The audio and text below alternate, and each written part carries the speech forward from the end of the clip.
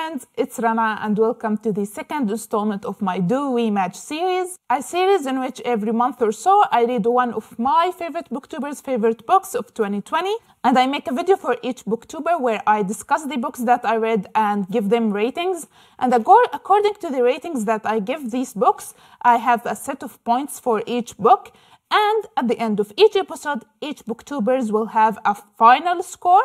And this final score determines each booktuber's place in the Do We Match series ranking list. The reason behind me making this series is because I have a really weird reading taste and I'm aware of that. Every time I read a popular book that is loved here on BookTube, most of the time I end up hating that book. So now I am on the hunt to find the booktuber that matches my reading taste the best. And the first episode of the series, I read Ariel Bissett's favorite books of 2020. And for today's video, I will be discussing Cindy's favorite books of 2020. And I will be discussing these books in the order that Cindy talked about them in her video. And the first book that she talked about is The Nickel Boys by Colson Whitehead. The Nickel Boys is a historical fiction book set in the 1960s, Southern America, following a black teenager boy called Elwood, who was abandoned by his parents and brought up by his grandma. He is a very smart boy who aspires to go to college, but because of being in the wrong place at the wrong time, he ends up somehow in a reform school called the Nickel Academy, where shady things happens there and the students are physically, mentally, and sexually abused, especially the colored ones. They have it way worse than the white students. This fiction book is inspired by the real story of Florida School for Boys.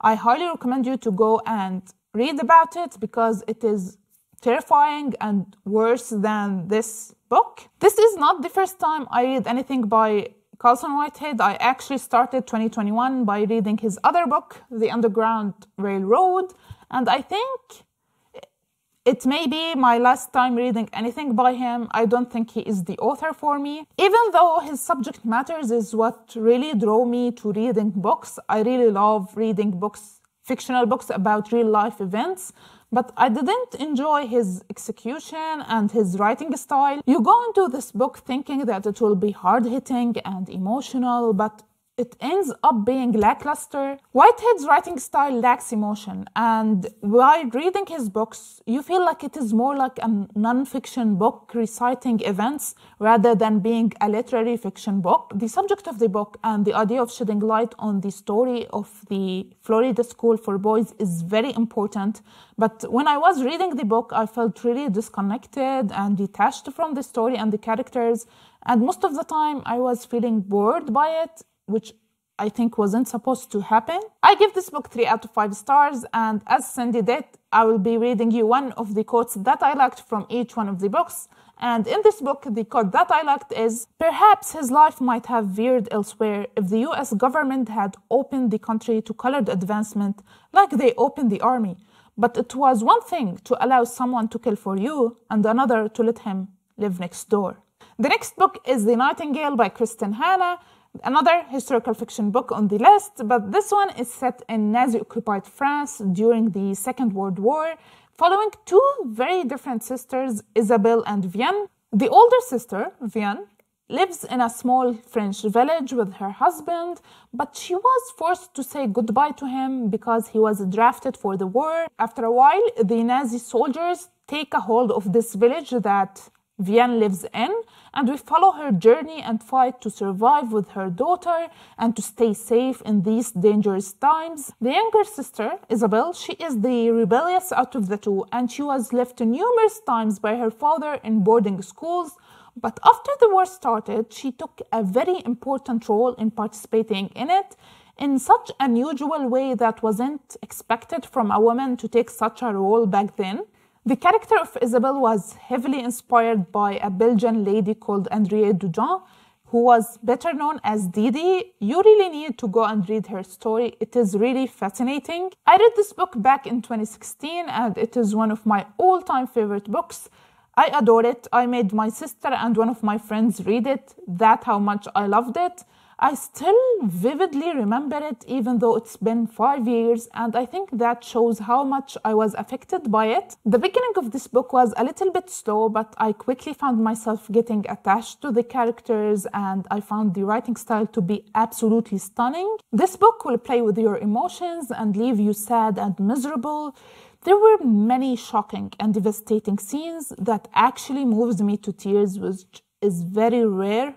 What I did as not to cry over the book, I would close the book, take a moment to collect my shattered pieces, and then continue reading. I really love this book, and if it's not obvious yet, I gave it 5 out of 5 stars, and I will always recommend it to anyone who would listen to me.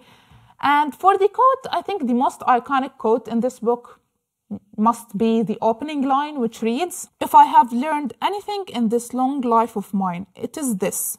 In love, we find out who we want to be. In war, we find out who we are." Another quote, because I love this book so much: "I know that grief, like regret, settles into our DNA and remains forever a part of us."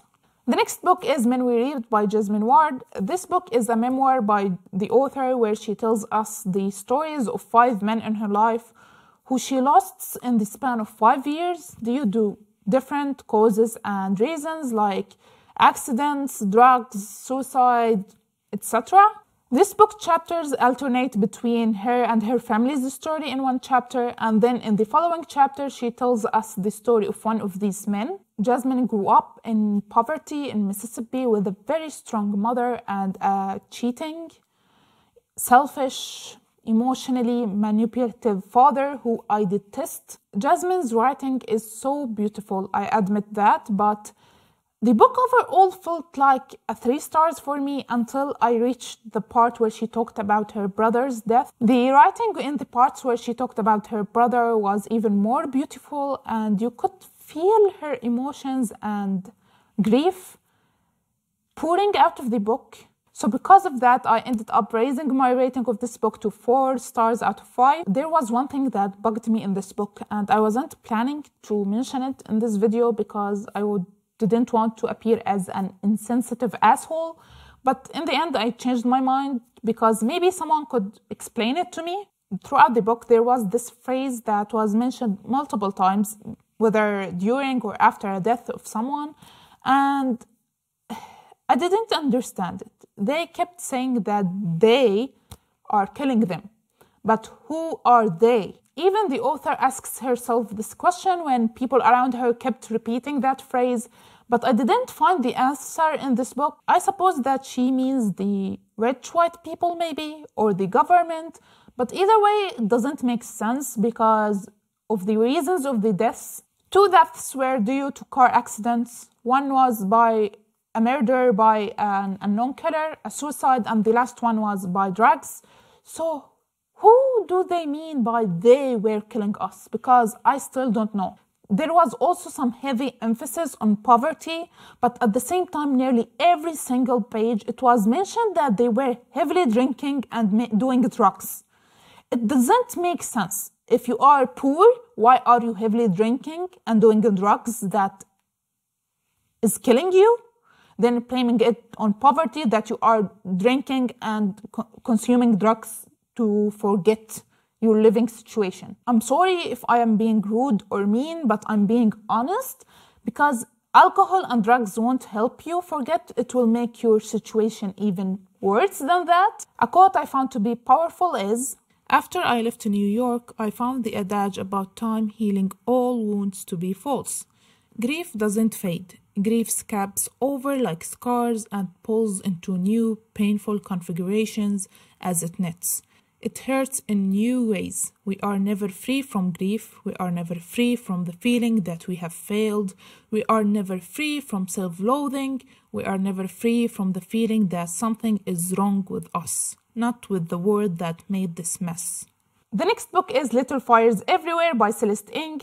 The story of this book starts with literal fire burning the Richardsons' house, and their youngest daughter Izzy is missing. Then the book takes us back in time to see where it all started and what exactly led to this moment. We mainly follow 2 families, the Richardson, who are white, rich family, and they have the most annoying mother in the world. They also have a house in the same town, and they rent that house out to people. The second family consists of a poor artist called Mia and her daughter Pearl, who both enter the Richardsons' lives in many different ways after they rent the house that they own. The story has many layers to it, and we get to know the personal stories and experiences of all the characters.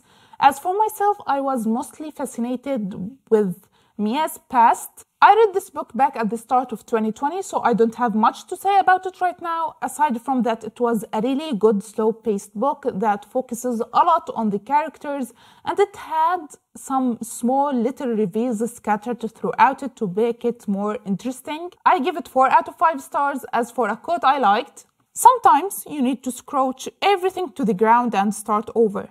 After the burning, the soil is richer and the new things can grow.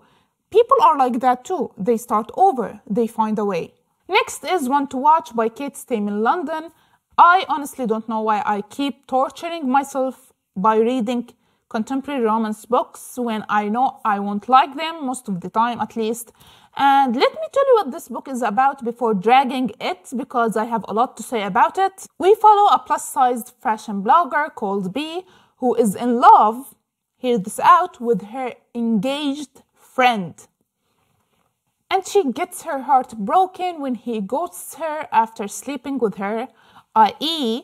cheating on his fiancée with her. Then one day she writes a blog post criticizing a popular TV show called The Main Squeeze. It is literally The Bachelor, where she criticizes the program for being unrealistic with all the super pretty, super skinny girls. And her post blows up overnight, and long story short, she gets a call asking her to be on the show, to be the main squeeze, where the men will be competing for her love. She accepts because she wants to forget about her engaged friend and just to have fun with no intention of finding love in the show. I give this book 2 stars, mainly because it was predictable, cringy, and annoying. As for my problems with this book, I have many. The first one is the bad representation and diversity in this book. This book is another case where the author is just checking boxes. Were there any people of color in this book? Yes, there were. There were quite a few. But, for example, among the men that participated in the main squeeze, there was this one black, handsome man called Sam. But you will absolutely forget that he was black. And why is that? Because it was only mentioned twice that he was black. Throughout the 400 plus pages, it was mentioned at the beginning of the book that he is black when he got introduced, and they told us that he looked like Michael Jordan, and then nothing throughout the book hinted that he was black, described his skin tone, his eyes, nothing. Till the end of the book, it was mentioned again that he was black, and when I read that part, I was like, yeah, right, he was black. I forgot that. There were also other instances like these throughout the book, but I will refer you to Bethany's review of this book because she articulated it better than me, and she mentioned and talked more about the bad fat representation and the racial stereotypes. So I will leave a link to her video in the description box, and I highly recommend you to go and watch it because I don't think it is my place to talk about the bad fat representation. That's why I am telling you to go and watch her review video, because she talked about it and about other important things in this book in a better way than I would ever be able to. Because as you see, I'm not that eloquent of a speaker, but what I can discuss is how badly an Arab country was portrayed in this book, because I think that is my place to talk about it. So, the cast of The Main Squeeze traveled to Morocco. If you don't know, Morocco is an Arab country in North Africa. They wanted to shoot a couple of episodes there, and at first I wasn't expecting at all to see a mention of an Arab country in a romance book of all things, so I got a little bit excited, but things didn't go very well, my dudes. Not at all. First, there was this mention of B not wanting to wear short revealing clothes in a country where women are fully clothed. But then they go to a place and dance with belly dancers, and let me tell you, belly dancers aren't fully covered. Didn't the author feels like she is contradicting herself when she says that women in this country are fully covered, whatever that means. Then not long after that, she mentions belly dancers. Like, what? Okay, listen, you all. I am not Moroccan. I'm Syrian living in Jordan. And we are all Arab. We know each other, okay? We know each other countries and tradition and cultures and all of that, okay? What does the author mean by fully covered? Like, does she mean Muslim women? Because if she means Muslim women, I would like to tell you that not all Arab people are Muslim. Like, there's a huge number of Christians and Jews and other long list of minorities that I want to be mentioning right now. And this may be surprising to you, but not all Muslim women decide to wear hijab and fully cover themselves. It is up to each person to do whatever they want.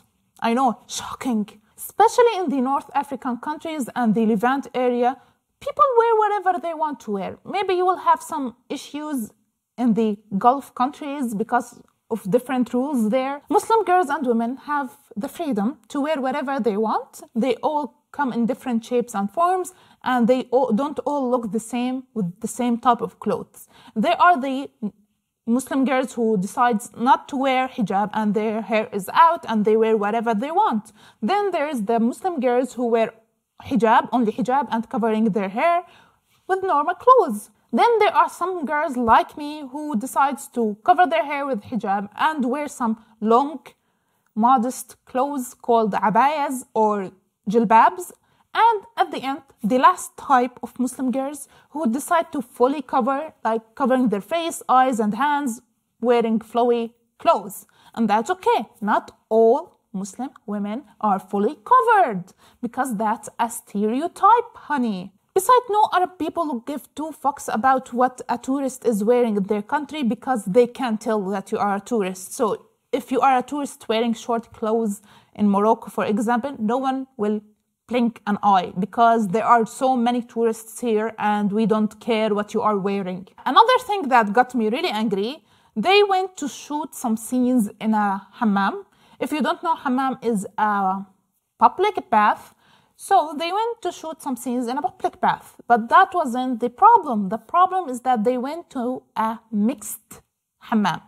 Like, bitch, what the fuck? I have never heard of such insane thing in my life. And let me educate you, because I know most of you don't know this. Hammams, they are a big part of the Syrian, Moroccan, and Turkish cultures. And they have been, since the dawn of history, they have been segregated by sex. There has never been a mixed hammam. I was so flabbergasted by that chapter, especially that it was written that they had some steamy experience there, and I don't mean steamy by the literal meaning of the word. So I went out of my way to search if there were any mixed hammam in Morocco, because it sounded so ridiculous to me. And it turned out that there was a very small number of them in Morocco, but they are geared toward tourists and they aren't authentic at all. I believe that the author should have done Google research like I have done to see if it is actually okay to write about and if it was authentic enough. But it is my fault, I think, to expect a romance novel written by a white person to care about authenticity. So I will shut it now before I go on for hours ranting about this book. And no, I don't have any quote I liked. The next book is The Vanishing Half by Bret Bennett, another historical fiction. This one follows the story of two black girls who are twin. They grew up in a southern town where the people of the town are very light-skinned, even though they are black. And they are very proud of that. One day when they are 16, the twins decide to run away from this town to go and pursue another life for themselves. But they get separated and each of the twins lives a very different life than the other. I gave this book 3 out of 5 stars, and if you are interested to know why I didn't enjoy this book as much as everyone else seems to, you can go and hear my thoughts about it in the first episode of the Do We Match series, because I talked about it in there more in depth, because it was also on Ariel's list of favorite books of 2020. And I felt it would be redundant of me to repeat what I said in that video and this one. So if you care to know more about my thoughts, you can watch the Vanishing Half part in that video. As for a quote I liked in this book, a body could be labeled but a person couldn't. and the difference between the two depended on that muscle in your chest. That beloved organ, not sentient, not aware, not feeling, just pumping along, keeping you alive. Next is My Dark Vanessa by Kate Elizabeth Russell. Okay, so I came up with a new rule for myself in the series. I give myself the freedom to skip reading one book from each Booktubers list if I don't want to read it. And in this case, I decided not to read My Dark Vanessa because it is not the type of books I like to read. From what I heard, this book is about a teacher-student relationship where the teacher allegedly grooms and assaults her. And I really don't want to read about it because I know that it will depress the hell out of me. I fortunately don't have a history with sexual assault, but when I read these stories, they get under my skin, and a lot of people said that this book is very depressing and triggering. So I decided to skip it and not read it because I don't want to. The next book is Maybe You Should Talk to Someone by Lori Gottlieb. This book is a memoir of Lori, who is a therapist, and she went through a really bad breakup that forced her to go to therapy herself. And along telling us her journey with therapy, she tells us the stories of 4, I think, of her patients. I love this book. I gave it 5 out of 5 stars, and it also ended up in my favorite books of 2020. And I actually picked it up in the first place after hearing Cindy talking about it on her channel. Relationships in life don't really end. Even if you never see the person again, every person you've been close to lives on somewhere inside you. Your past lovers, your parents, your friends, people both alive and dead, symbolically or literally, all of them evoke memories, conscious or not. The next book is This Is How You Lose the Time War by Amal El-Muhtar and Max Gladstone. This book was weird in an interesting way. It follows 2 spies from 2 opposing agencies, and they start leaving hidden messages to each other in different places through different times because they are time travelers, but they aren't supposed to do that, and their bond may lead to some undesirable consequences. The writing was beautiful, but it took me a minute to get used to it, I admit that. But what I really liked is that the 2 characters, the 2 spies, they were referred to as Blue and Red. Each one of them was written by one of the 2 authors. Max Gladstone wrote all of Red's parts, and Amal El-Muhtar wrote all of Blue's. And somehow, the writing ended up to be equally stunning. Overall, a very good, odd little book. I give it 4 out of 5 stars, but at first I gave it 3 out of 5 stars. Then after I thought about it, I pumped it up for 4 stars because the writing alone deserves it. I love the same quote as the one that Cindy mentioned, but to mention another short one. There's a kind of time travel in letters, isn't there? I imagine you laughing at my small joke. I imagine you groaning. I imagine you throwing my words away. Do I have you still? Do I address empty air and the flies that will eat this carcass? You could leave me for 5 years. You could return never, and I have to write the rest of this not knowing. And the last book of today is Know My Name by Chanel Miller. This is a memoir of Chanel telling us her assault story in details, its aftermath, the court hearings, and all the legal shenanigans. You may know her as Emily Doe, the girl that was sexually assaulted in Stanford University by Brooke Turner, who is a man that has the most terrifying soulless eyes I ever seen. I know I mentioned that I don't like to read about sexual assaults in books, but the reason why I decided to read this book is because, first of all, it is a real story, and because I am already familiar with this case. I actually heard all about it a couple of years ago, so I mostly know everything about this case. I encourage everyone to read this book. It's so powerful and hard-hitting. Chanel is a very strong woman and a very talented writer. She amazed me. Throughout reading this book, I was pretty sure that I will give it 5 out of 5 stars until we reached the part after the sentencing. This book started suddenly slowing down and dragging a little bit without reaching an end. She went into some politics and she briefly talked about other assault stories, which I really appreciate but were found to be unnecessary in this memoir. and my attention at the end was wavering a little bit, but otherwise it was an amazing read. And after finished reading it, I told my mother Chanel's whole story and had a long discussion with her. At the end, I gave this book 4.5 out of 5 stars. Yes, I'm that specific about my rating. As for a quote I liked, you can literally open this book at any page and there is a high chance of you finding a great quote in it. But my favorite one was, when a woman is assaulted, one of the first questions people ask is, did you say no?